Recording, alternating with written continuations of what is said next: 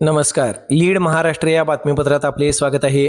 मिरज पूर्व भागाला मैशाल योजना ही जीवनदायी ठरलेली आहे. मिरज पूर्व भागाचा दुष्काळ या मैशाल योजनेमुळे गेलेला आहे. त्यामुळे शेतकऱ्यांचे मैशाल योजना कार्यालयाशी कायम येणे जाणे असते. मात्र कार्यकारी अभियंता ताकारी म्हैसाळ उपसा सिंचन योजनेचे विभागीय कार्यालय सांगली येथून कवठेमंकाळ येथे स्थलांतरित करण्याचा घाट घातलेला आहे. या स्थलांतराला पूर्व भागातील शेतकरी नेत्यांनी मोठा विरोध दर्शवला आहे. यासाठी मिरज पूर्व भागातील शेतकऱ्यांनी सांगली जिल्हा काँग्रेस कमिटीचे उपाध्यक्ष संभाजीराजे पाटील यांच्या नेतृत्वाखाली अधीक्षक अभियंता सांगली पाटबंधारे मंडळ सांगली यांना निवेदन दिले आहे. तसेच निवेदनाची प्रत खासदार विशालदादा पाटील, आमदार इद्रिसभाई नायकवडी यांनाही दिली आहे.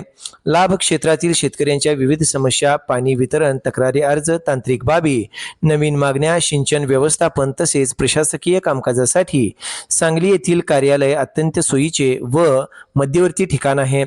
तसेच सांगली हे मुख्यालय असून एसटी बस तसेच अनेक प्रशासकीय कार्यालय, न्यायालय अशा शासकीय यंत्रणा उपलब्ध आहेत. त्यामुळे शेतकऱ्यांना एकाच ठिकाणी विविध कामे करणे सोयीचे ठरते. त्यामुळे हे कार्यालय सांगली येथेच राहावे असे दिलेल्या शिष्टमंडळाच्या निवेदनात म्हटले आहे.